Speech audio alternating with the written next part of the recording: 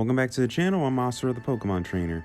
So today a trailer dropped for the Pokemon Sword and Shield DLC, the Isle of Armor and the Crown Tundra. And so far, everything that was shown in the trailer was pretty impressive. Now when the trailer starts off, you get to see the two new rival characters known as Clara and Avery. And when you battle them, they get to show off their Dynamax Pokemon Slowbro. And speaking of Slowbro, we finally get to see what Galarian Slowbro looks like.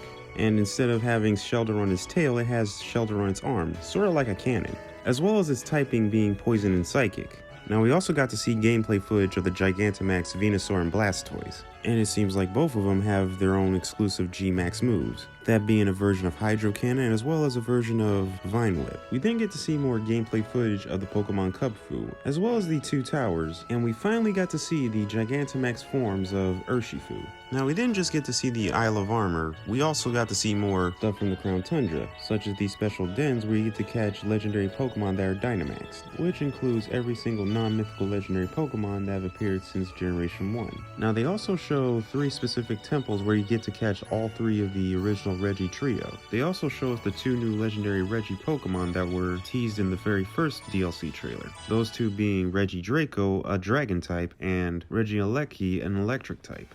Now, throughout the wild area of the Crown Tundra, I began to notice how large that mysterious looking tree was, which could indicate that this tree happens to be very important, possibly connected to not just Calyrex, but also the 2 new Reggies, as well as the Galarian versions of Moltres, Zapdos, and Articuno. Speaking of which, we finally got some information on what typings of the new Galarian versions of the legendary birds are. Moltres being Dark Flying, Zapdos being Fighting Flying, and Articuno being Psychic Flying.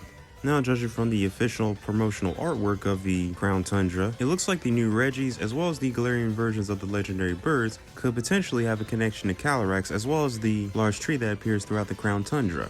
We also finally got a release date for the Isle of Armor DLC, that being June 17th. So overall, it was a pretty excellent, well put together trailer. I'm glad we finally got some new information on the 2 new Reggies, as well as the Galarian versions of the 3 legendary birds. Now, the one question I do have about Reggie Draco and Reggie Alecki is that what connection do they have to Regigigas? And did Regigigas create them, or did Calyrex create them after being inspired by Regigigas? But who knows, only time will tell.